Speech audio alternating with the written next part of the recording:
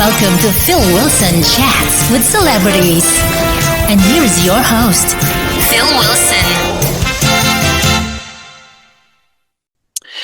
Originally released in 1978, Jeff Wayne's musical version of War of the Worlds has become a global phenomenon, selling over 16 million records worldwide. It is the 35th anniversary of the iconic The Eve of the War Ben LeBrand remix, which shot to the top of the UK charts. Arguably one of the most recognisable pieces of music ever recorded, Eve of the War has become the soundtrack to epic moments of our lives. And you only have to hear those haunting opening bars in the current EE Mobile TV commercial to be reminded of the gripping impact of this thrilling piece of music. And the maestro that is behind the music, Jeff Wayne, joins me now. How are you doing, Jeff? Hello, Phil. Nice to be with you. Excellent. It's great to catch up with you because obviously, like everybody else, will have a copy of War of the Worlds on vinyl there.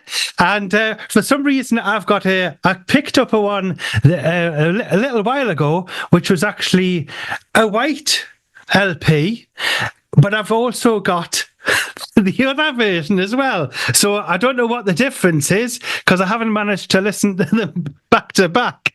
But well, I mean, I think white labels traditionally were the first cuts off of the mastering that they'd send to the producer for approval.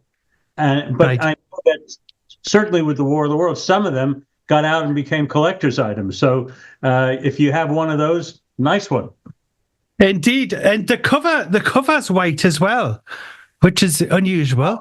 Yeah, I can't give you an answer beyond what I just said. So hopefully, it's a rarity then. Oh, I'll have to get that framed and put it on the wall.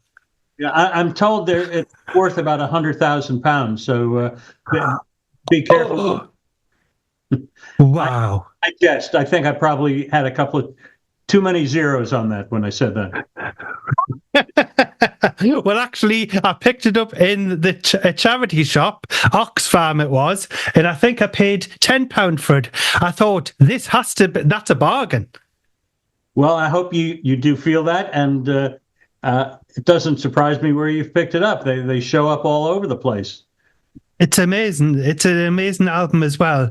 Now, when did you start composing, producing, and conducting music? Well, within my career, I started in California. I first moved to England with my parents. My father was quite a popular singer, actor in New York. He had, in America, he had 3 number 1 singles, in fact, and did a lot of Broadway, had his own radio shows, etc. Everything that an entertainer, aspires to do.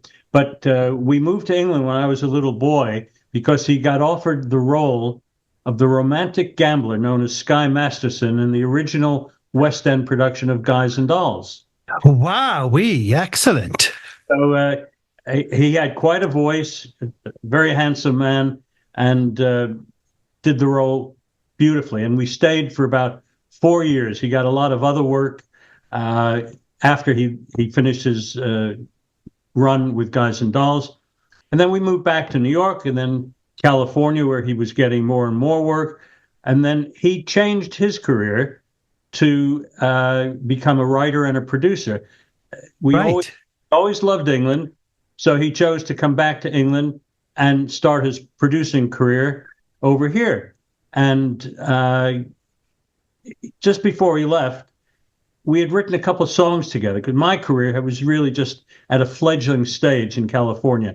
I was playing in bands, writing some songs, scoring a few pieces of music for composers that needed arranging. But it was the beginning of a career, not realizing that once my dad came back to England and he was producing a West End musical based on Charles Dickens' A Tale of Two Cities. Right. He was going to ask me to compose the score. And I remember thinking, what? where in my career do I justify being offered, to compose a West End score? Amazing. And I kept saying to him, Dad, you can get anybody you'd want probably with such an opportunity. And he wouldn't have any of it. He just believed in what he knew of me as a musician without those major credits that automatically put me in the running. But he just believed. I always look back, it was pure nepotism, 150% pure nepotism. If it had been any other producer, I wouldn't have gotten that opportunity. But I'm so thrilled that he did, because I came back to England, and other than going back to the States to visit family or to work there, I've remained living in England now over well past 2/3 of my life. So I consider myself far more Brit than Yank. Excellent, and you're doing very, very well with it as well. Actually, I'm just going to describe the scene here to listeners. That there's a fabulous grand piano in the background there, and it's just looks like a wonderful music room, as it were, I would call it. Well, it is actually, Phil, my studio. I live in Hertfordshire. Wow. So here in Hertfordshire, where I and my family have lived for many, many years now, before moving here, I didn't have a studio. I had a lovely music room. We were living in London, but digital technology and all the things that are now commonplace, they didn't exist. Pretty much every one of my sessions, I'd go into a studio in London, record, and come back home. But now with my own studio, and you're quite right, what you're seeing behind me, it's the main room of my studio, but off to the right and to the left are other rooms that are for programming, equipment storage, and a main control room, which we record and mix, have surround sound in. So I've been a very lucky guy, because I had always dreamed of having my own studio. With the cherry on the cake being that piano, it's a Steinway Model D. So it's a concert grand 9-foot piano. It's been MIDI'd, so not only can I play the piano as a piano, it's connected to any sound that I want, and it's very inspiring. It's absolutely amazing. I bet it sounds absolutely wonderful as well. We might have to get you play tune for us on another show, because we obviously haven't given you preparation in time there. But that would be great, yeah. Now, what was the first instrument you ever picked up? It's the piano. Because as I was saying to you, that my dad was quite a popular artist and a songwriter and actor. So I grew up in Forest Hills, New York. That's on Long Island in Queens. And all of my dad's main acquaintances and friends were singers, actors, writers, directors, and tennis players, which I should add. Right. Because he was a national standard tennis player. And, wow. So those were the big influences in my life. So both tennis and piano, I started learning when I was about 5, and carried on all through my life. That's been my main instrument. I studied classical for about 16 years, and then rock and roll came into one's life, and I started learning all the chord patterns and all the bits that made rock and roll popular. I say rock and roll because it preceded rock. Bill Haley and the Comets, I remember being the first real American artist that came over and excited us over here. But then we moved back to New York. I took jazz at the Juilliard School of Music for about 18 months with a private instructor, a wonderful musician in his own right, who also wrote books about jazz. And then when we moved to California, I started playing pop and all the things that came from the contemporary scene with my little bands. I had a trio and a quartet under my name, and we'd play the hits of the day and the usual suspects of playing, birthdays, bar mitzvahs, weddings, local clubs and things like that. And that's really where it all began for me. Wow, wow. Now, when you were at college, do you major in music or something else if you went to college? Well, I started my college degree, which turned into a 2-year AA, an Associate of Arts degree in, Wow. in journalism, because I wanted to be an investigative journalist. It excited me to try to, unwrap all the cold cases that hadn't yet been resolved or discover new things. And I Right. got a 2-year degree, but rather than carry on to get the MA, the master's in journalism, I realized music was the greater passion. It moved me uh, unbelievably. And I Yeah. was old enough to appreciate that if I got a degree in music and could get a career going, that would be the path I wanted to take. So that's what I did. I switched my major from journalism to music, but never actually graduated because although I was going to a 4-year college majoring in music, that was the overlap with my dad wanted me to come back to England to compose the score for Two Cities, this musical based on A Tale of Two Cities, which did get on in the West End at the Palace Theatre in Cambridge Circus, London. Wow, we absolutely amazing. Now, did you have any other jobs before starting your career in music? Like maybe while you were studying? Yes, I did. I was a tennis coach. Uh, Oh, because I made my way through college, coaching tennis and playing gigs with my band. Uh, right. I did have another job when we first moved to England, so I was about 9 years old, and because my dad was in Guys and Dolls, uh, the producers put my dad, my mom, and I up in a flat in Knightsbridge. It was an amazing area, right opposite Harrods. And Wow, we amazing. yeah, I mean, extraordinary. We stayed there for 3 or 4 months before we moved on into a more sort of a place for not in the town, but more in like it was North London at St. John's Wood. We had a nice Yeah. house. But my mom was a heavy smoker. In truth, she used to smoke Pall Mall cigarettes that were, Oh, the expensive ones. I think they were, but uh, I had this brilliant idea, brilliant being a questionable way to describe it, but to go out on the corner of where our flat was and directly opposite Harrods, and I put up a little stall and I was selling my mom's American cigarettes, and Wow. crowds started gathering around. And this was at a time when we were still here with rationing, so Yeah. whether it was foodstuffs, but American cigarettes, they were like gold dust. And my mother came over with a giant supply. So the cartons that I borrowed, let's say, Yeah. uh, not only became such a popular product for me as this 9-year-old punk kid trying to sell them on the corner, but a friendly police officer visited my mom and said, Right.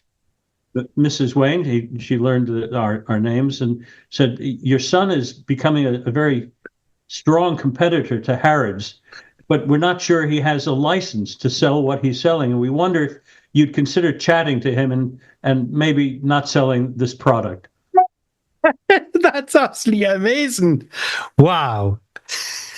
I'm surprised. These days, that would be a front page story. Well, maybe so, but it's I can remember it. Also, because of the rationing that was still going on, when we moved to England, there was still a lot of bomb sites. It Yeah. was post-war by not that many years, and my little stall was right in front of a bomb site. So it must have been Oh, a strange, counterpoint of images. This young kid trying to sell American cigarettes, and behind me was a bomb site. wow. That's what you call being a very young entrepreneur there. Yeah, well, I was about 9. Yeah, yeah, I think you're right. Looking back. Absolutely amazing. I love it. I love it. And a great spot there to get people who have got a bit of money in the pocket there, especially just near Harrods there. Oh yeah, it was right directly on the corner that across the street was Harrods. And over the many years now, I've occasionally been by with my family. I said, That's where your dad used to sell cigarettes, American cigarettes. And they were a bit startled by the whole concept. And Yeah. anyway, that's life. It's that corner is still there, but it's now a beautiful building. Right. I'll have to try and hunt that spot down. They should really put a plaque up there. Say this is where Jeff Waynes started his business career, as it were, before going into music there in London there. The street is called Hans Crescent. Oh, right. Hans Crescent, yes. Hands in the pockets to get the cigarettes. Excellent. Absolutely love that story, Jeff. I love it. I love it. Now, going back to music, what was the first composition you ever wrote? I actually remember the name of it, and it was right in the early stages of learning piano. And because I was always around my dad learning songs, the shows that he was going into, whatever, I tried to write a piece of music, which has survived on a little music notepad about that wide. Wow. And I discovered it years and years later. And it's called Thunder and Lightning. And when I was saying, how old was I? 6, 7 at the most? And I'm writing a dramatic piece. I mean, it could have been the eve of the war from the War of the Worlds. I mean, my goodness. Where was I in my mindset? It should have been lighthearted frivolity from a kid of that age. But there you go, Thunder and Lightning. I love it. I love the title. And has it ever seen the light of day, or is it either though?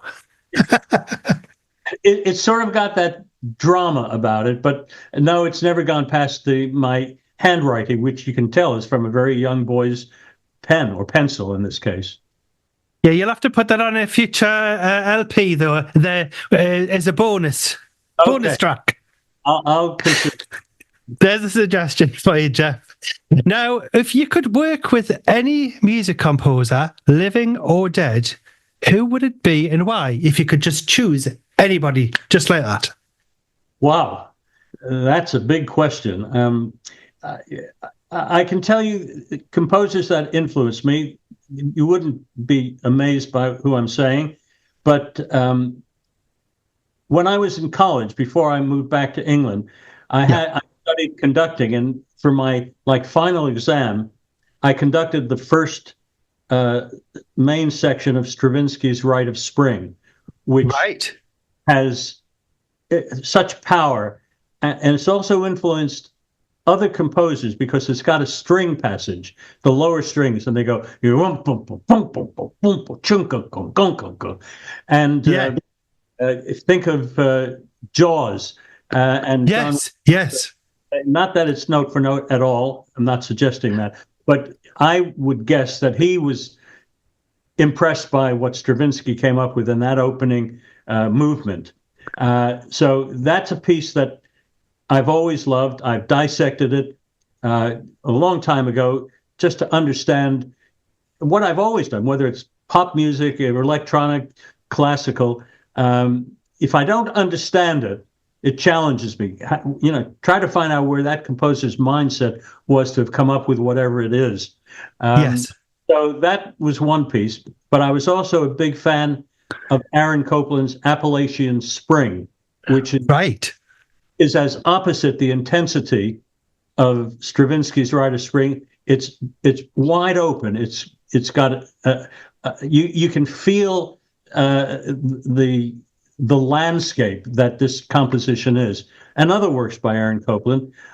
And I'm also, and always have been, an amazing fan of Mozart. Some of his pieces, when you consider, were written not with electricity and keyboards and synthesizers and all, but under candlelight with probably an ink quill.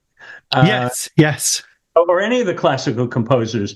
How did they, with such genius, get it down to be played the way they heard it in such a time period when there was so little on offer? But they did. In a way, to me, it shows you that a composer's soul does come out no matter what era you're writing your music in. So I hope I haven't been long-winded in it, but there's 3 examples for you. Yeah, well, yes, they're wonderful examples. And if it wasn't for these composers, where would the world be today, really? Because they really have put the blueprint down of orchestral classical music. For sure. It would amaze me that anybody who has become a serious orchestrator isn't aware of not just those composers, but a whole gamut of genius musicians who moved us in the more modern world to study their music and be influenced emotionally. It's not so much notation, it's more about the emotion, the size of a score of what a group of musicians can play. Yeah. I've always loved strings, so coming back to Martians for a moment, when I conduct our arena tours, I've had since 2006 when we started, aside from a brilliant band who have largely stayed with me all these years, a symphonic string orchestra. And when we're running hot on a given show, I'm suddenly not just flapping my wings as a conductor, but I'm jumping around, I'm doing dance moves. I don't know where they're coming from. I'm just lifted sort of off the podium floor for 2.5 hours. That's right. You get lost in it, as it were, because it's so magical. Totally. And I feel so fortunate that I've had so many years now of conducting my own work in such a grand format and working with so many incredible, talented people that it gets me going. And I know also when we do a particularly great performance, usually one that's just letter perfect from everybody. And I don't just the musicians or the performers playing the parts, but the crew with all the cues. Everything is synchronized to a split second. High fives are going around after every show that we hit those heights. And, sometimes we don't, but we certainly know when we do. Yes, well, I look forward to coming along and seeing one of your shows, because we're going to talk about a fabulous tour which is coming up in 2025.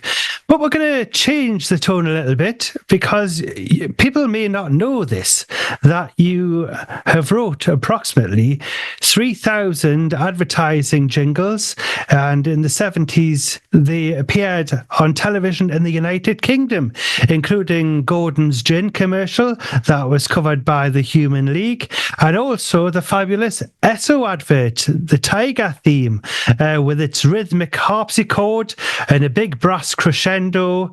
What was the brief for the Esso commercial, as it really draws your attention to the brand? Well, thank you for that. Yeah, it's one of, you hit it on the head, the amount of productions that I composed and scored.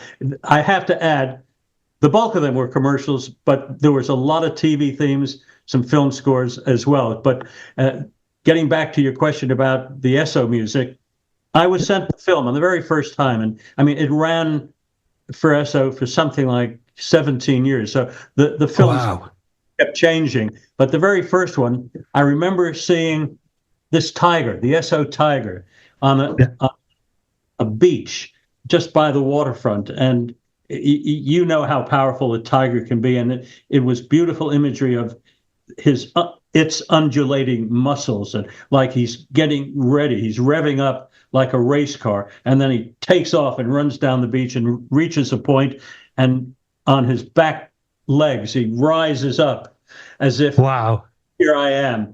So to me, I just kept feeling this sort of groove, this movement. Firstly, the warming up part, and then he takes off.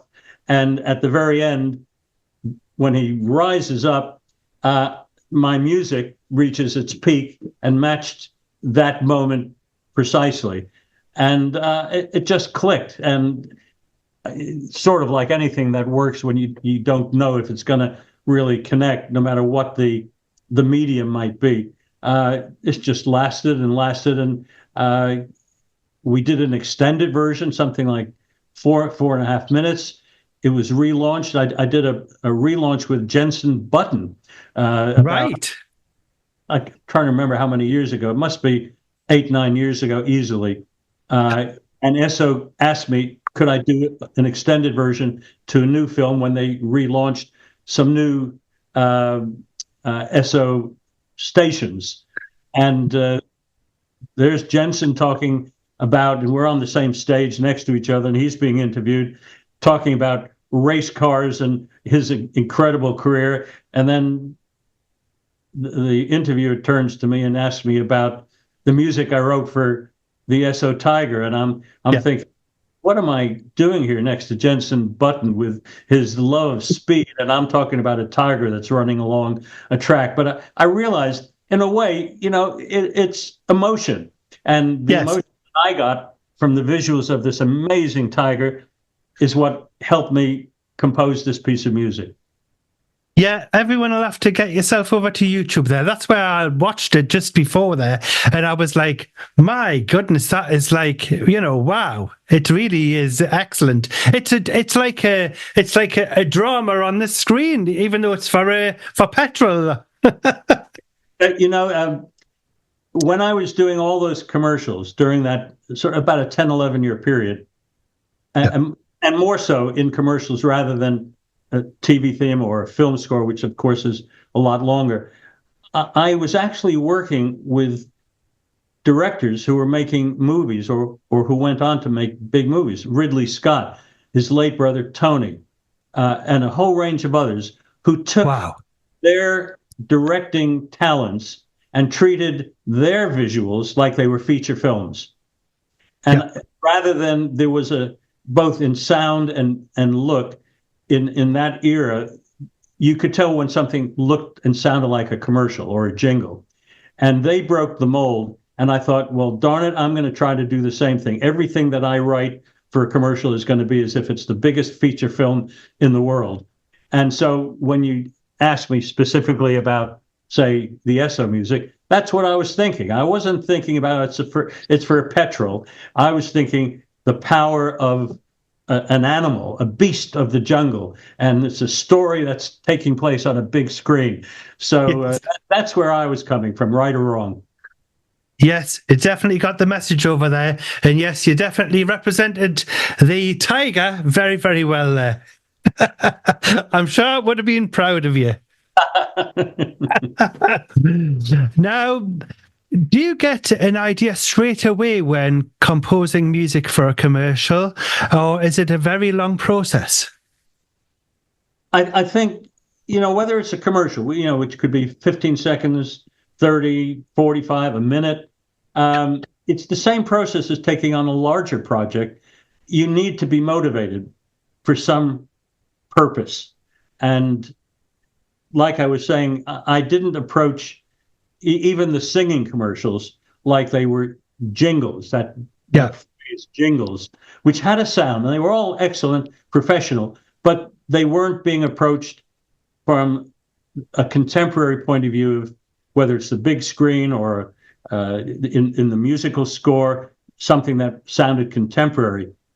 So I used the motivation of whether it was an ad, whatever the product was, or a TV theme where I'm handed the visuals for the coming show, and the same with a movie score. You're looking at sequences, and I think if you're a composer, you're in your mind, you're feeling imagery, you're hearing sounds that relate to it. If you're an author, it comes out in words. If you're a painter, it comes out in painted images.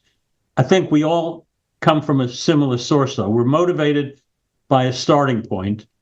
And for me, it's more often than not been a story of some sort, even if it's the story of a tiger on the beach, rather than bigger stories and things that I've worked on.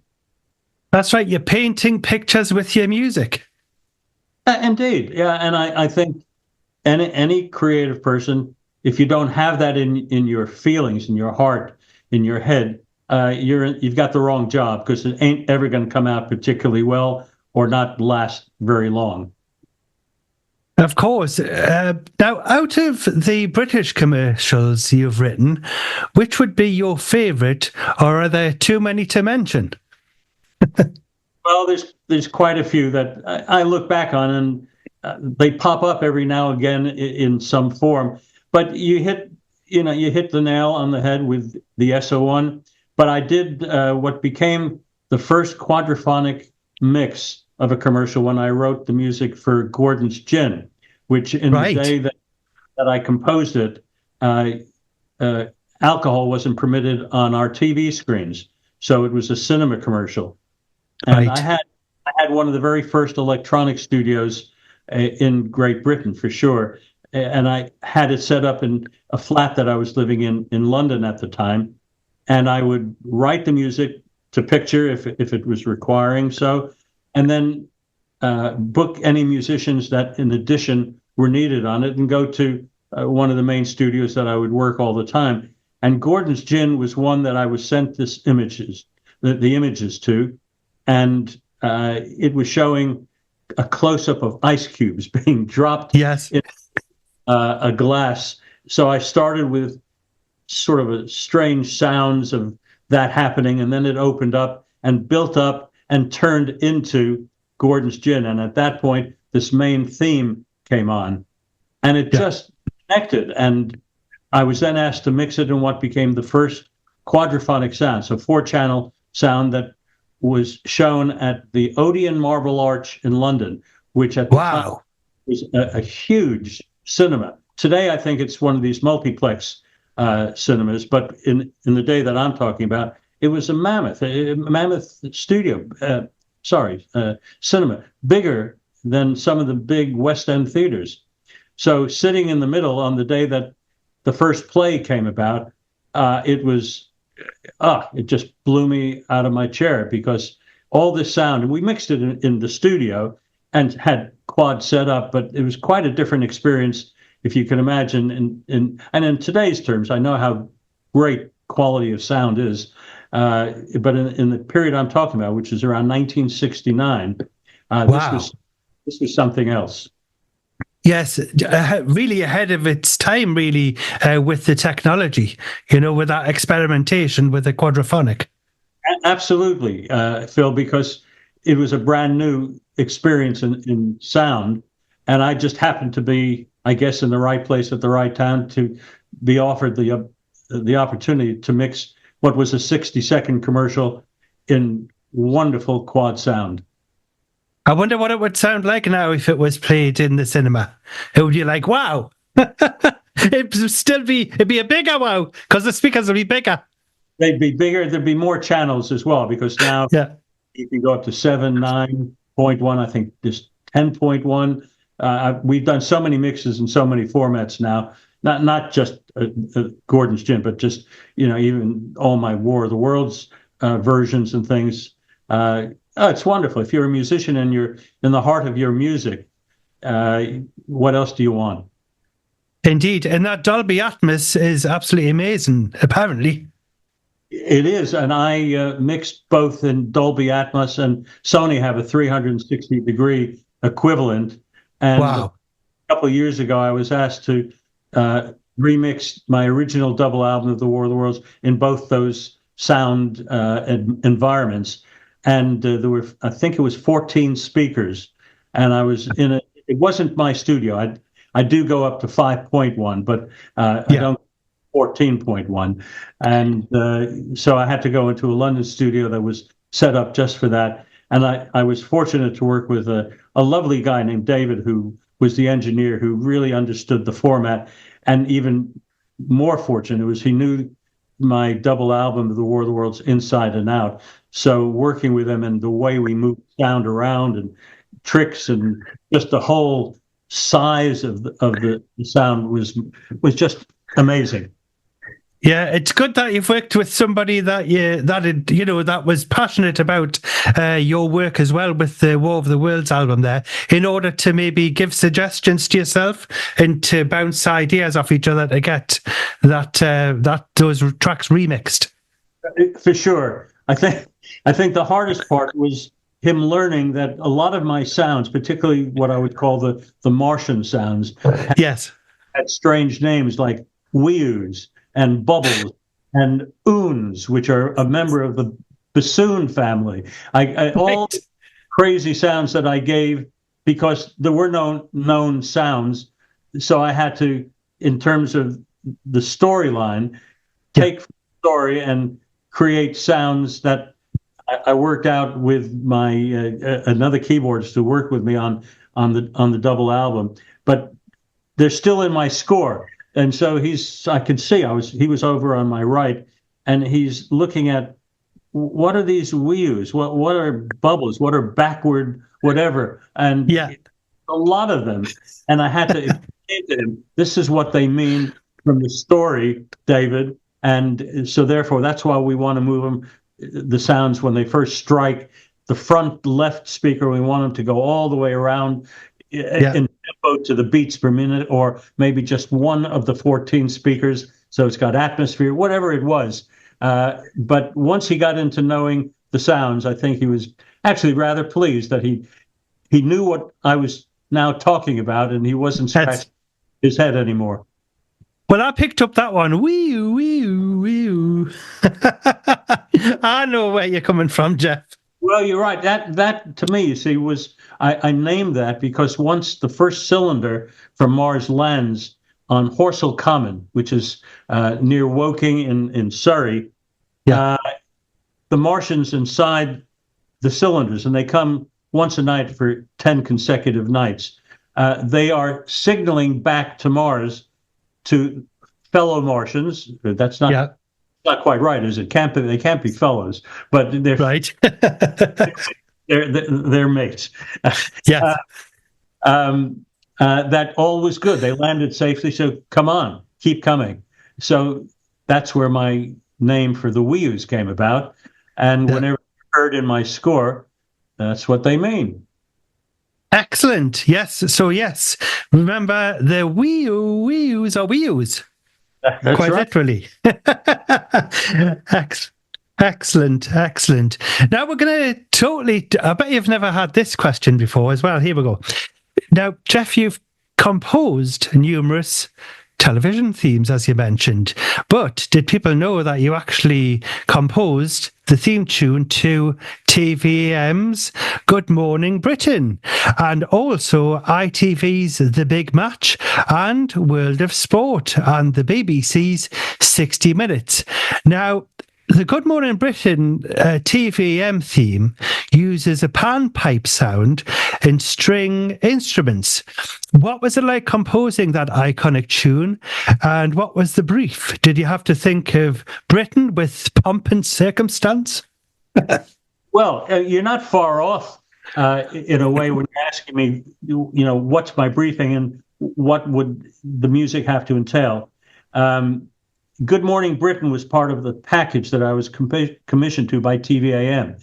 So there was Good Morning Britain, that was their flagship program. But then TVAM had its own logos that would rise. And then there were other shows, like a very early morning show called Sunrise from memory. But in addition to that, I had to be able to adapt my main theme should something dramatic happen in the world, because the gravity of the story, of the live and real circumstance, the music should match the moment. Yes.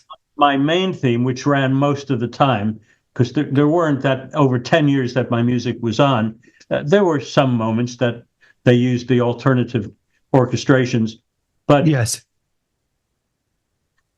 the opening notes go bum bum bum bum bum bum, and that matches to me the words "Good Morning Britain." Gosh, you do know that. Gosh, thank you. Yeah, that's how I know about the panpipes, you see. Because, I don't know if you knew this, but before TVM would begin, it would have the IBA logo, and then they would actually play the full-length version of all of these theme tunes. Now, did you compose the one for David Frost and things like that, as well as TVM's theme tune? Well, Sir David was one of the famous five, as they were known, on Good Morning Britain. So that's the only piece of music, the one we've just been talking about, that I connect with Sir David, who I actually was on. He used to do a program called Through the Keyhole. Yes, he did. Yes, I remember. Yes. What a lovely gentleman he was. And he treated me so nicely. not that the guests who were trying to guess whose house it was, they didn't get it, and I love it. and he kept giving them clues, and even played some music from the eve of the war, and they didn't get it. But at the end, we had a drink in the green room after, and he said, I actually wanted to start talking to you about Good Morning Britain. He said, because we were very proud of that music, and it ran for all the years their Wow. had the license. If Good Morning Britain hadn't lost its license, it might still be around. But it had some amazing journalists, presenters who really held the camera, and great personalities. But yeah, that's how I often would compose music, is try to grab something from the title. I did a radio theme for the first news station here in Great Britain called LBC. So yes, I've heard of that. Yes, LBC. Wow. And again, if you were to hear the theme music, and it is one that I'm really proud of, it was just built around 3 notes. But because it was rotating news around the clock, so to speak, the music kept rotating around those 3 notes, although the orchestration grows and changes its mood, but it's always built around the 3 notes until the very last 5-10 seconds, where it did go into a little hook as well. But yeah, that ran for about 24 years. Wow. I think it was called LBC News Talk, wasn't it? I knew it. I was commissioned to write for the station, so it may have been one of their many programs. But it wouldn't surprise me if they had a show called that. Yeah, absolutely amazing. Now, doing the extended version of Good Morning Britain, were you asked to do that just as, like, if there was a fault or something, and they could put a caption up saying, there is a fault, and then they would put your extended version on? Yes, it was non-specific, but it was because it came about a bit after the launch of the station, and the music was well received. And so yes. I was asked, can you extend it so for the unexpected, and not make it too specific? So it's not like the Queen has passed away, or war is being declared. It was just right. That came out of the original theme. And yeah, it lasts 3-4 minutes, something like that. It's amazing. And the technology that you would have been using at the time probably was quite cutting edge, really, because were they proper panpipes? No, they were synthesizers. Amazing. And I mean, I was one of the first in the UK for sure to get into synths when they first came out.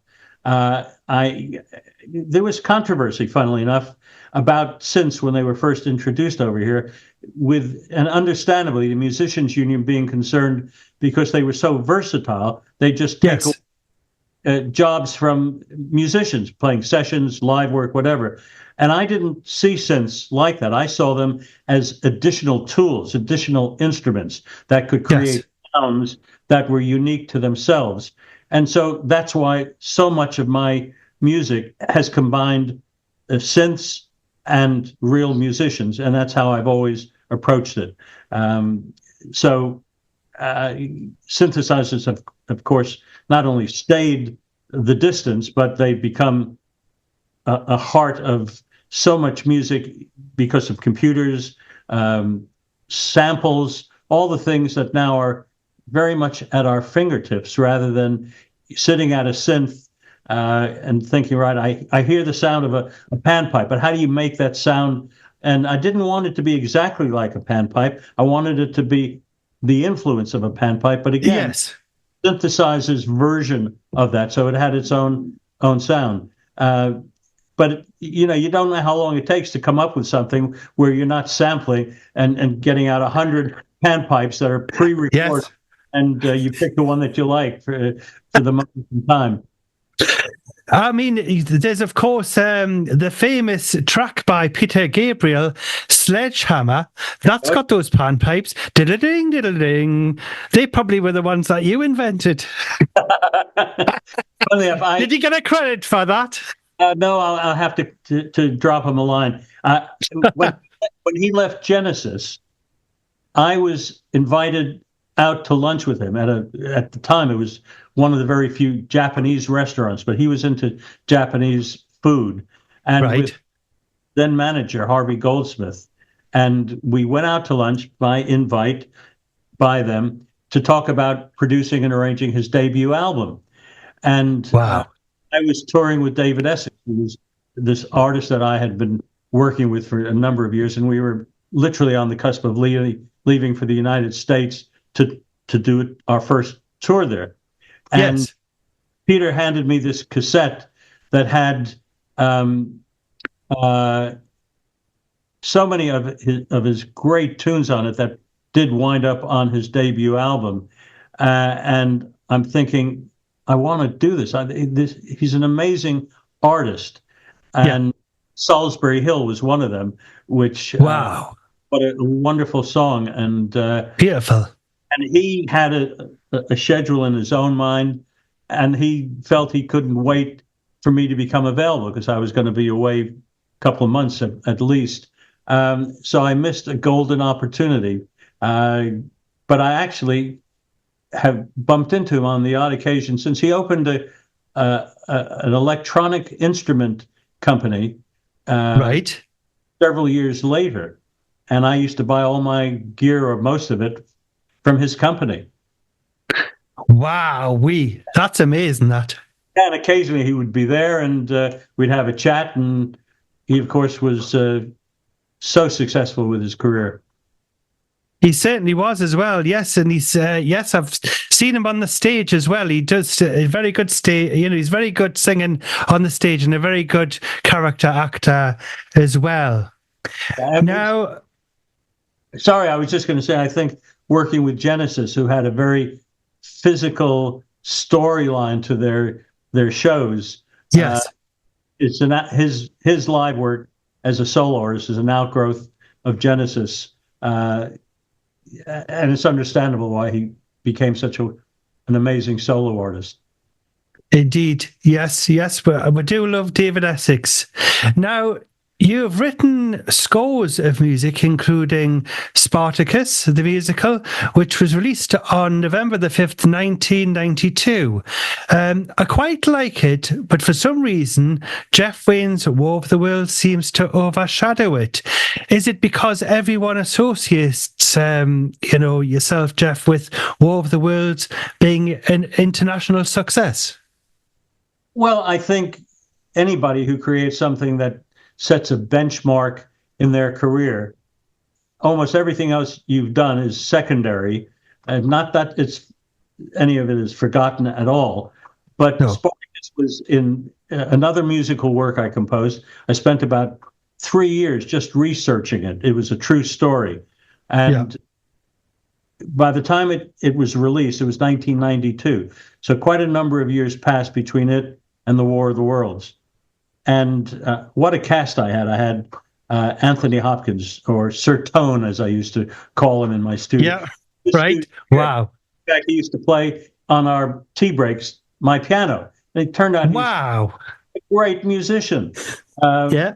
So Sir Tone was the Roman senator credited with bringing down Spartacus, who was a real person. He was a Thracian, which today is Bulgaria, and captured as a Roman slave and sent to the southern part of Italy to train as a gladiator, and which he did. But he then led a revolution of about 200 other gladiators to escape from Capua and headed to the top of Mount Vesuvius and fended off for the better part of 2 years, not just on Vesuvius, but all around Italy, and almost collapsed the Roman Republic. It wasn't yet in the Roman Empire, but eventually Marcus Crassus, played by Sir Tone, he's credited with bringing down the final battle with Spartacus perishing in it. But I also had Catherine Zeta-Jones, who played the woman of Spartacus. Wow, amazing. Lady Smith Black Mambazo, who with Paul Simon on his Gracelands album. I Yes. worked with them for 2 weeks, a week in New York, and then they came and did a second week here in the studio. What a thrill it was to work with them. Fish from Marillion, and so it goes. It was a wonderful cast. And if I was to give you, as I will, an honest overview of why it didn't connect in the same way that the War of the Worlds did, was for a couple of main reasons. I mean, if you were to look at its sales, you'd say that was a success, but not on the scale of the War of the Worlds. I think it was a combination that all those years later, the same approach to a project was not as easily presented and received. I think it may have even been looked at overkill, another double album, a longer one than the War of the Worlds. Right. And also, it was a heavy storyline, and there was more words in it. And that was something the War of the Worlds didn't have. It was succinct. It was less is more from the pen of H.G. Wells and my stepmom, who was the author of the adaptation. Wow. Yes, Doreen was her name. She was born in Hull, raised in Manchester, and then came to London and became a published author, had a couple of best-selling books. And she just understood brevity. Less was more. And the story of Spartacus is so emotional, so exciting and true that it probably was a bit too wordy at the time for a project like Spartacus when it eventually came out. It didn't mean that it didn't have some great tracks on it and amazing performances, but timing is everything. And do you think it had anything to do with marketing as well? Well, I think marketing is everything. It was a time when record companies' budgets were changing, so I didn't have really the same depth of marketing that I had for the War of the Worlds. Yeah. Not for lack of effort. It was with Sony, who used to previously be CBS, the same people, and they backed it. But there's a point in which you have to stop beating your head against the wall and say, well, why wasn't this at least as big, if not bigger, than War of the Worlds? I put as much love and attention, and the cast was no less incredible. Got to move on. And it's funny, though, when I've had moments of time in my studio, I've moved back to it and started breaking it down again. And I'm hoping before I go to the big tennis court in the sky that I'll have another opportunity, maybe to even present it as an arena tour, because it's such a visual piece. It is. I mean, I caught it on YouTube, and I had to listen to like the narration and such like, and the lovely. I mean, it's so beautiful. You know, the music's really, really good and everything, and it's actually quite a change to War of the Worlds, but in a very good way. Well, thank you for saying that. I really appreciate you not only saying it, but you were hearing. Really, the reason why I didn't do another science fiction story, and in fact, the book publishers of pretty much every H.G. Wells story sent me first editions after the War of the Worlds came out, and you say, fancy doing another musical version based on The Time Machine or The Island of Dr. Moreau or any one of H.G.'s wonderful stories. I didn't want to be put into a sort of a bag. Oh, I only do science fiction stories. I was looking for a completely different story, and Spartacus being a true story, I remember reading about when I was about 9-10 years old, a novel written by Howard Fast, of which there was a feature film made in 1960, I think it was, and I discovered in my 3 years of research that while he had the heart and soul of the story, it wasn't entirely accurate. In fact, in my 3 years of reviewing it and putting it together and then working with writers, if you checked it out through the Roman point of view, Rome and the Roman Republic, once Spartacus was defeated, they wanted to expunge his name because it was so close to the Republic being really brought down. Whereas as I then wound up going to Bulgaria and getting information from libraries and museums, it was a different story. It was a flip side. And that it was just the fact that Spartacus was a very good leader of men, very physically strong, and had the power to attract not only gladiators, but the slaves that came all over Italy to follow him.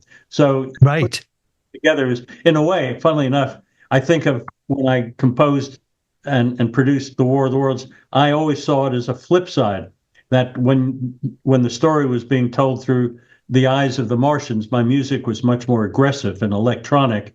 And where told through the eyes of humanity, it's much more acoustic, and that's where all my symphonic string writing comes in. So Spartacus was a bit like that, through the eyes of the Romans or through the eyes of Spartacus and his gladiatorial armies. Well, we'll look forward to that coming to this stage. That'll be absolutely magical, Jeff. But we'll really look forward to that. Now, getting back to the War of the Worlds, the album originated when you were touring with singer-songwriter David Essex, for whom you had worked as a producer, as you mentioned, and musical director. But the composing side of your career had ceased by this time, or dried up, and you started looking for a story to get passionate about and interpret musically. I believe your father had a suggestion that was going to give you that passion you craved. Please, can you tell us about that? I'd be very happy to. Thank you.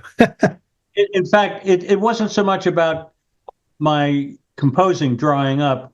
It was the fact that what I was composing was the type of media music that we were talking about earlier. David was mostly a songwriter, so I was producing and arranging what he was writing. Occasionally, we'd cover a song because it was so good. There were a couple of times that I wrote parts of songs or one song entirely, but mostly and largely so, it was his songs. And that, as a producer, my job was to interpret his songs.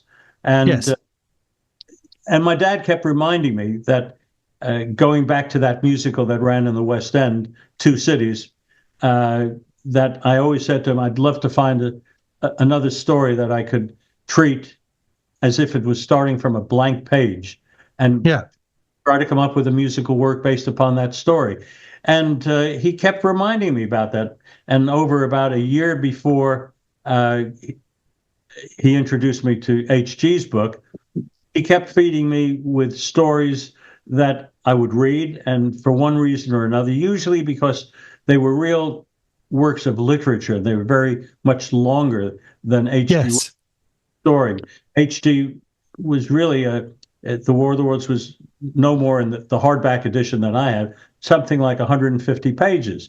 And I took it on tour with me, and on one read, I could hear sound. I could, not compositions, but sound and moods, and the underlying themes of what H.G. Wells wrote about was way beyond just a dark Victorian tale of a story of invasion.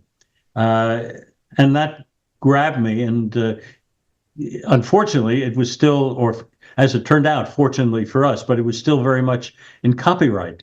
And it took us a long time, something like 3 months, to trace who H.G. Wells had left the rights to, because he passed away in 1946. Right. And, I mean, no Google in those days. No. And one lawyer here in the UK led us to an American law firm named Fulton Brylowski and Son, based in Washington, D.C., who specialized in the knowledge of who owned what in the way of works. Yes. All that. And it was traced back to Frank Wells, the son of H.G. Wells, not to be confused with H.G.'s brother, also named Frank, who gave idea for the War of the Worlds, by the way. But Wow. we were fortunate to trace the son, Frank Wells, and his agents, who were based in London, and we came to a meeting to present our ideas. And Yes. I think one of the two main convincing factors was the fact that I saw a musical work in the same time and placement, the characters, that his dad had written The War of the Worlds. I didn't want to put it in contemporary America, which, as good as, say, the productions that had taken place over the years were. Yeah. I wanted to stay true to this dark Victorian tale, tales of invasion, of faith, of hope, of love. And that impressed Frank Wells the most. What impressed his agents the most wasn't me and my ideas. They didn't really know much about my career at that point. It was Right. that they remembered seeing my dad in Guys and Dolls when it played in London. Wow, amazing. So those two things were the real breakthrough, and we were able to secure all the rights to the War of the Worlds, other than the feature film rights, which HG had sold off many, many years earlier, decades earlier, to Paramount. To Paramount. Oh my goodness. Isn't it amazing that it went from the UK to the States and then it ended up being negotiated and the rights were actually with the lawyers, as it were, in the UK. Isn't that strange? Yeah, well, I think it's really, as much as I was able to learn, the fact that by good luck to my dad and I, the only rights that have been ever sold off were the original book publication rights and the film rights. Everything else was like sort of still sitting there in a little box with all the other rights available that no one had ever approached Frank or the agents to secure. So we just came along and got lucky in that context. Absolutely amazing. And it's worked out very well, because I'm now going to ask you, how did you interpret the book and score it into a musical masterpiece? Well, I wasn't scoring a musical masterpiece. I was hoping it might have some public acceptance when it eventually came out. Right. But it's had a life to at least be, I think, confirmed that it's had a life, and I'll leave it there. But everything that came out of me was really a reflection of the feelings that I had for H.G. Wells' story, and I wrote it in the same order that H.G. Wells wrote his book. So the opening chapter is called "The Eve of the War," which read to me like an overture, and like something's about to happen. And that's the opening piece of my musical version, and so forth and so on through the book. The last chapter is just as H.G. wrote his last chapter, and everything in between. Absolutely amazing it is as well. Now, how did you decide which instruments to use? Because I bet you are using synthesizers that would have undoubtedly been state of the art for the time. They were. In fact, when I started recording The War of the Worlds, there were only monophonic synths available. So if you wanted a 4-note chord of whatever the sound might be, you'd have to record it 4 times. There's nothing polyphonic. And then there was a breakthrough. The ARP Odyssey came out. You could play 2 notes at the same time. It was about something like 6 months into the production when the Yamaha CS80 came out, and that was the first true polyphonic synthesizer. So suddenly you had all your fingers to play as many sounds as you could play with your fingers. There was a ribbon controller that you could program to go, Wow. all sorts of things. But there's also the Moog 3C, which wasn't polyphonic, but it was so brilliant as a monophonic one that between that and when the CS80 came out, that was the heart of how I recorded The War of the Worlds. Excellent. And that Moog, I think, is used in Close Encounters of the Third Kind. Wah, wah, wah, wah. Yeah, it surprised me if John Williams hadn't used that instrument or others of the day. Brilliant sounds in that. Walter Carlos, who became, I apologize if I'm not, Wendy Carlos, I believe. Right. He was commissioned by Stanley Kubrick to write the score for A Clockwork Orange. And he Right. Moog 3C and recorded a lot of Bach's music on that gear, and it was quite revolutionary at the time. A big influence. Yeah, and it makes a big sound as well, that Moog. Whoa. Oh, for sure. Yeah. Yes, definitely talks to you, as it were.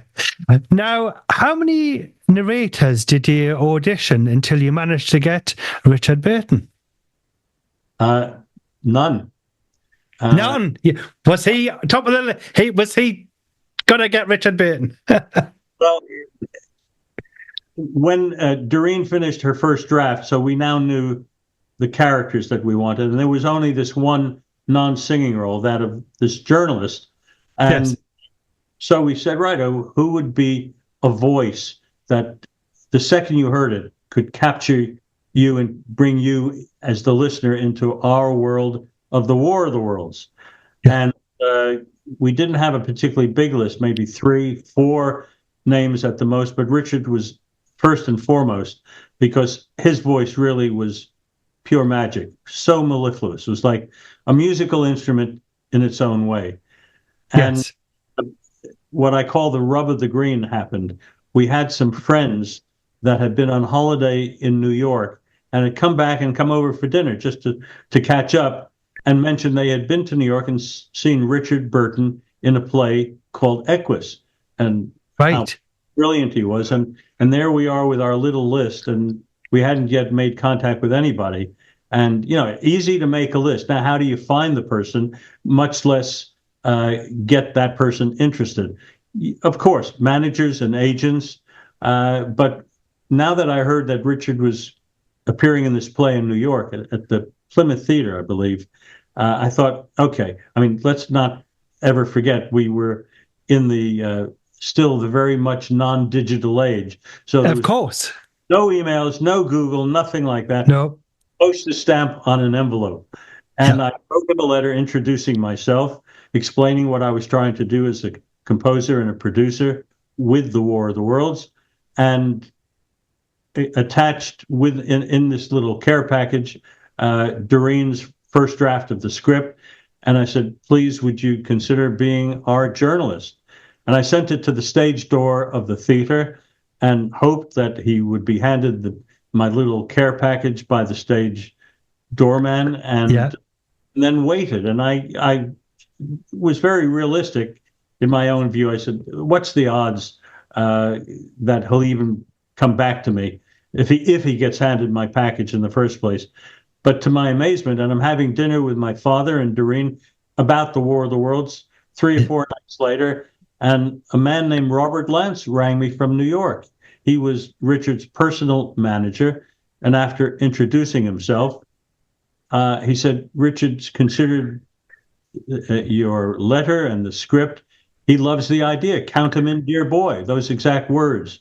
Count him in. Wow. And my goodness. And I handed the phone to my dad, and he and Mr. Lance, they negotiated a contract for Richard that to this day, all these years later, has stood the test of time. And I can't think of any other agreement that was so easy to negotiate. Certainly from the music industry, you don't get such good fortune. You go through the record companies, you go through the managers, the agents, the artists. Even when you secure them, it's a war of the worlds. Indeed, yes. A lot of red tape and such like. But yes, definitely a voice of authority there, Richard Burton. And obviously, you'll not have had to put a lot of echo on his voice because it was right there, wasn't it? Absolutely. And, when by the time we came to record Richard, he had left the show. He had finished his run in New York, and it was he went to California to start making a movie. Right.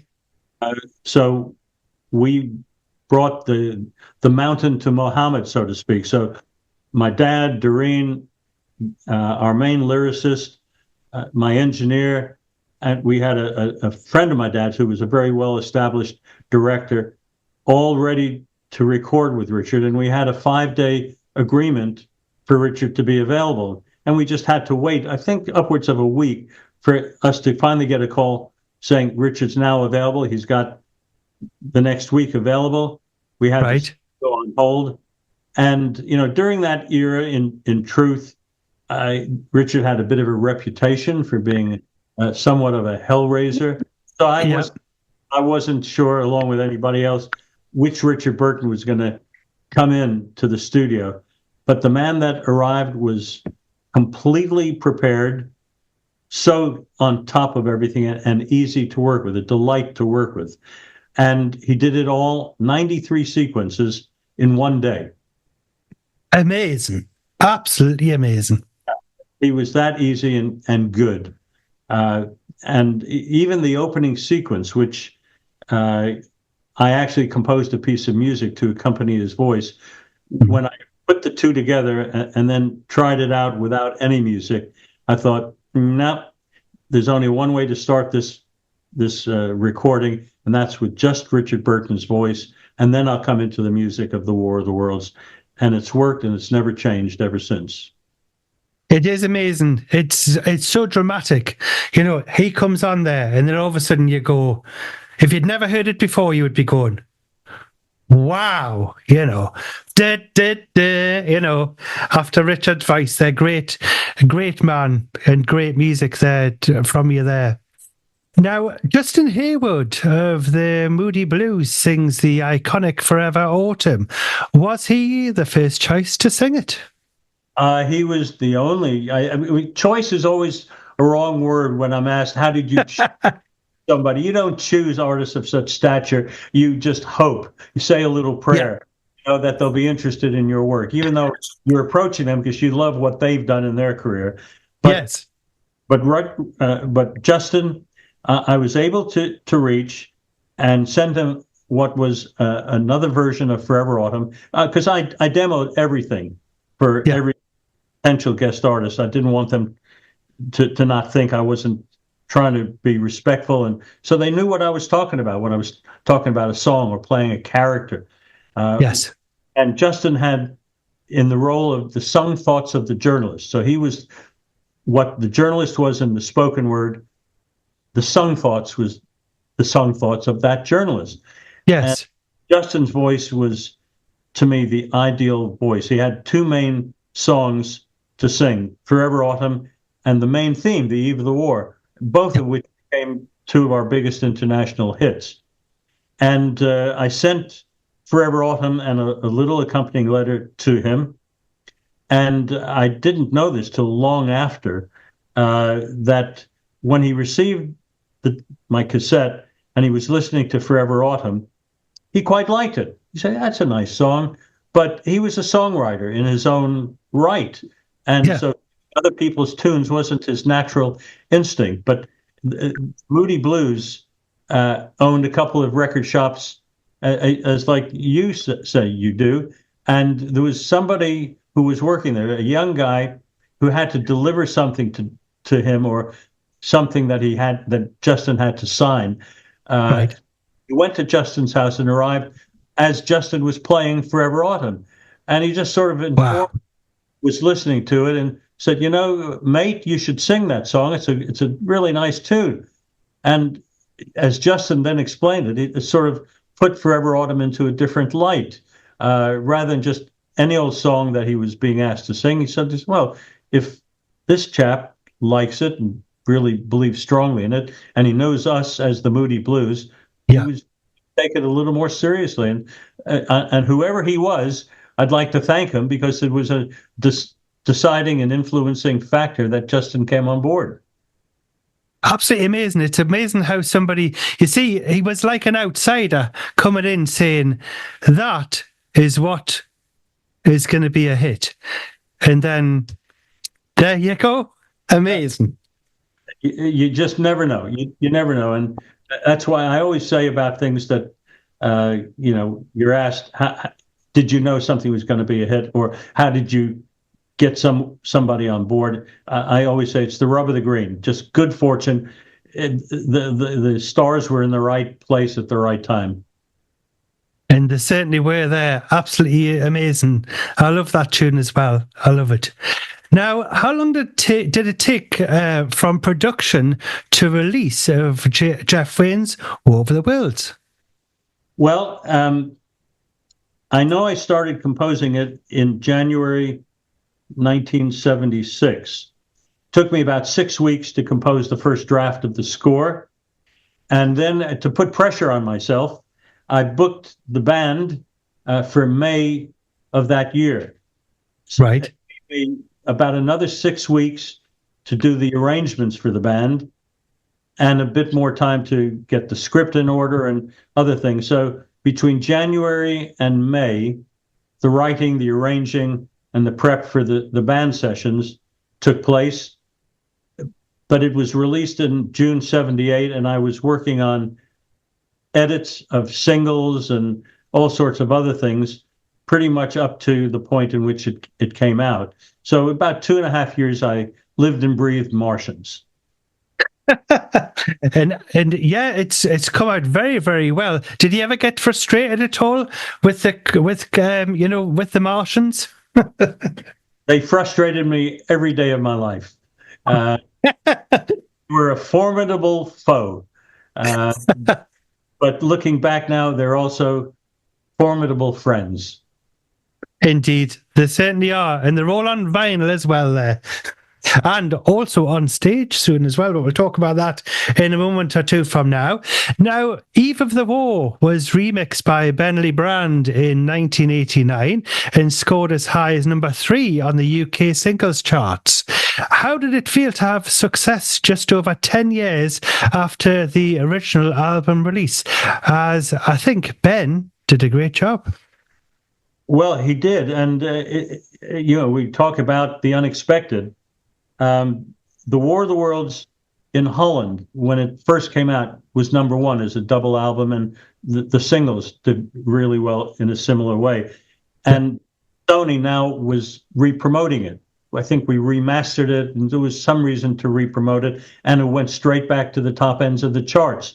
And Ben Lebrand was not only a remixer, producer, but he was a very popular DJ in the clubs, certainly in Holland. And when the War of the Worlds went back to the top of the charts, it wasn't just where he was DJing and playing previous mixes and singles. He was being asked, are there any new remixes from the War of the Worlds? And he thought, wow.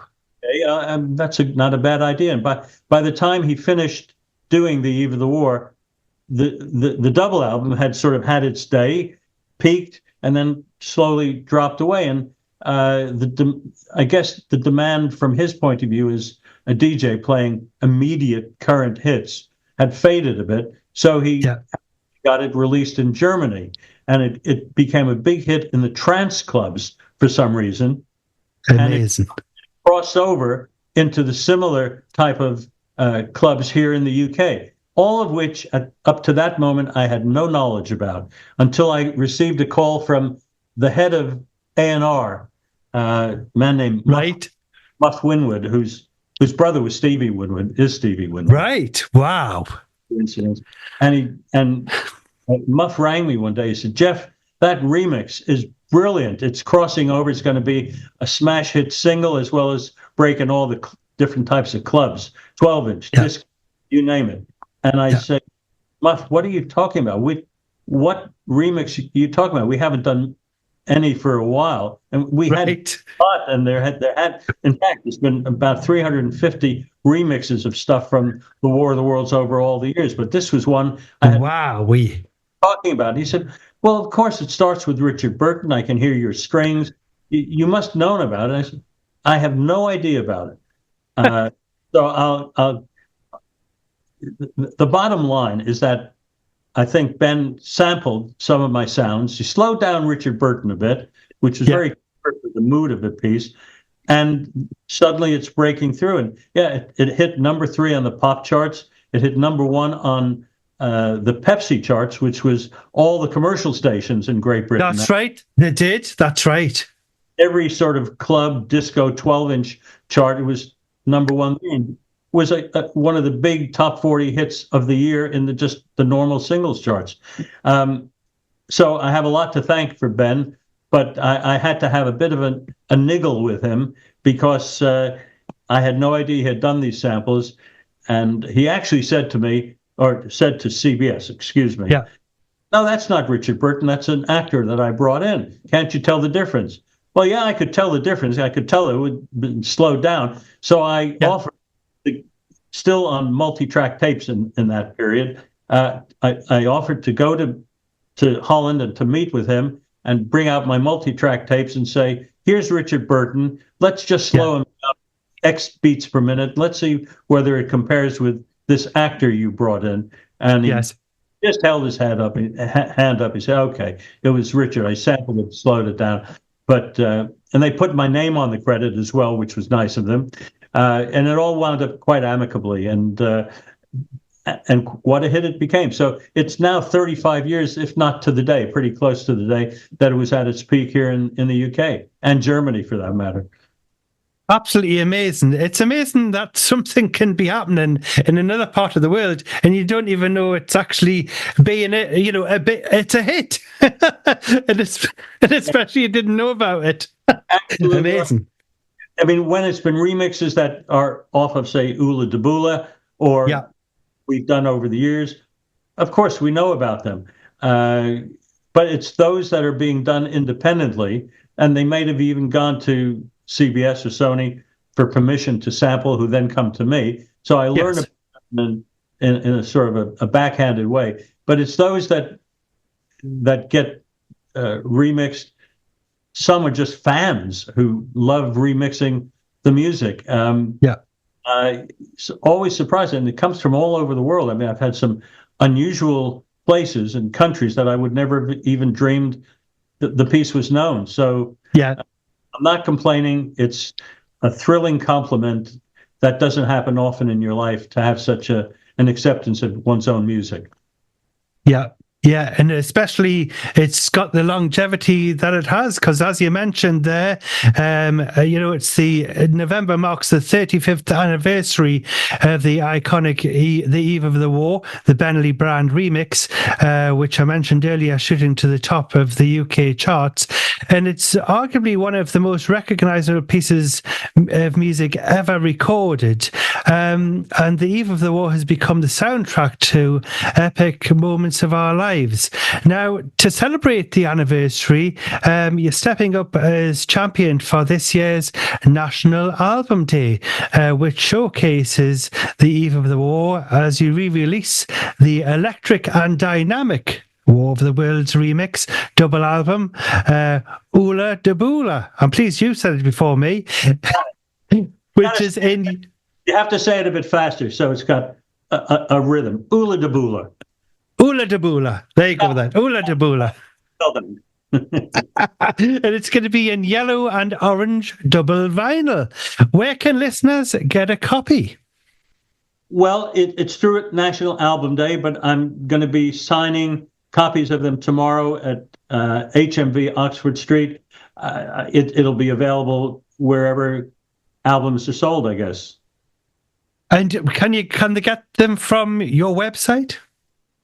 I believe so. I have to check. I know it's starting off featured as part of National Album Day, and then over the next couple of months, it'll roll out as any album, or in this case, double album, would normally do. Fabulous. I'll have to get a copy of maybe one with a swiggle on off you there, Jeff, there. Maybe a little personal one. Because I'm a bit too far away to get down to Oxford Street there, to HMV there tomorrow. That's understandable. Excellent. Now, moving on from the records, as it were, your stage version of Jeff Wayne's War of the Worlds is going to be hitting towns and cities across the UK in 2025, and you are taking up the baton to conduct it. Please, can you tell us what to expect, and are there any surprises? Well, I am the conductor, and I have been since we started touring the arenas in 2006. So we're coming up to what will be about 19 years. We also had a run in the West End, which got extended because it was doing so well. So that was 88 shows that we did before amazing. Going back into the arenas. But I'm saying all that because I've proudly never missed one show. Amazing. And excellent. It's like a physical workout to me. I love it. One of the band members, who's a brilliant keyboardist, he's what's known as my deputy conductor, and he's been with me since the beginning. And now it's gotten to the point we have a routine where almost every time we're going out, and he's asking me each day, "How are you feeling today, Jeff? You sure you can do the show tonight?" And I said, "His name is Neil, and he's a brilliant jazzer, by the way." I said, "Neil, I'm feeling just fine, thank you. I'll see you at showtime in your position as main keyboardist." So we got this banter going, and for some years now, but I've never missed a show. Excellent. Yeah, I'll look forward to seeing you on the stage there. It must take a lot out of you as well, but you must be having some wonderful vitamin pills there to keep you going. Some Synatogen or equivalent. You say Synatogen. The commercial that I wrote tons of years ago now was for Synatogen multivitamins. Now you try singing Synatogen multivitamins, and you'll do a lot better than I did. That's excellent. I love it. Great story. Now, I hear that Liam Neeson could be appearing in 3D holography at the arena shows. I bet it looks amazing. It does, because although Liam signed on as the journalist a bunch of years ago now, the technology has changed that the next tour, we're going to have the most cutting edge LED screens. So the 3D effect, the clarity of the picture will be better than anything we've ever had. And I thought it was pretty good all these years, even when we had a 3D head of Richard Burton for the first 4 or 5 tours. But this technology, as you would expect, technology never stops moving forward. And in a way, the whole show is a reflection of that. The things that we do that are the spectacular things have only gotten that much more spectacular. It's a wonderful challenge every time we go out on the road. But yeah, Liam, I was coming back to that term, the rub of the green. As our journalist, I've got lucky twice now, Richard and then Liam. And what a delightful man he was to work with. Yes, and Liam has got that, he's got that resonance as well, and that presence in his voice. Amazing. You're right. It's a different voice than Richard. Richard's was in a different sort of frequency and had a uniqueness. And Liam does have, I think, the same achievable qualities when you're listening to him. But it's exactly as you've described. And the depth of his voice is really when he just opens it up. And more I found of the 3 days of recording with him, separate from, we filmed him over about 5 days. Right. As he relaxed into the role, the depth just got deeper and deeper. But it was just natural to him. And what a voice, other than the fact it took him almost a full 3 days to say the word martians correctly. And it took me about 3 days to get the nerve up to say, "Liam, there's a problem with one key word, Martian." And he said, "Well, what do you expect? I'm Irish." And I said, "What do you..." Sounds a bit like Martians. And he said, "All right, give me a moment." And suddenly the next amount of Martians was spot on. Excellent. Yeah, he's going to be a great addition there to the show. I know that.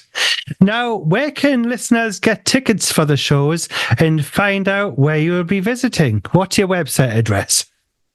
Our website, I believe, is thewaroftheworlds.com, or my full name plus thewaroftheworlds.com. We're touring all over the UK and Ireland, and we've had a couple of European dates now added. But myticket.com, I believe, is the main ticketing company. In all the usual places that you'd buy tickets for any artist or band or show that you'd want to see. But that's the ticketing company that we go through. And I believe you're coming to Newcastle as well, to the Utilita Arena. So it'll be great to see you there, Jeff. Thank you. We've been playing Newcastle since 2006. It's changed its name at least 2 or 3 times. It has. I stopped asking what's the name of the arenas we're playing because they all keep changing their names. But my wife's family is from Newcastle, and yeah, and some of them, those are the surviving members, they still live there, and so they often will come see our show when we're passing through. Yeah, so there's a warm spot when we play through Newcastle for that reason. Because I think up here in the northeast of England there, I think for the show, every person, if I mentioned War of the Worlds to anybody, they'll go, are they coming to the arena again? And things like that. It's like, they're so passionate about it. That is so wonderful to hear. I never take anything for granted that, people save their hard money and pick who they want to come see or go a show that they want. So if the War of the Worlds means so much to people to come see us, it's just an extraordinary feeling. I can't explain it any differently than that. And I think it's an ideal Christmas present for someone as well there for Christmas 24. Get yourself over there now to waroftheworlds.com or Jeff Wayne's War of the Worlds to get tickets for them concerts, which are in 2025. Now, the vinyl revival is here, Jeff. So I must ask you, what was the first vinyl record you ever bought, and what record would you play me now if you had a turntable beside you to put the needle on? Well, Phil, I can actually tell you the first 2 singles I ever bought. One was not based upon, it was the theme song for a TV series based on Robin Hood. And it was a man named Dick James, who went on to have his own label and publishing company and signed Elton John. And also, for a time, owned most of the Beatles catalog. But in the day that I'm talking about, and I think it was ITV, and it was only, It was an ITV, that's right.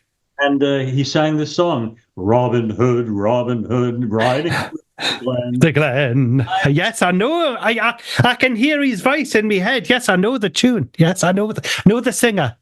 Deep baritone voice. He knew my dad. Wow. That was the first one. I went out and bought it. And the second record I bought was Bill Haley's Rock Around the Clock.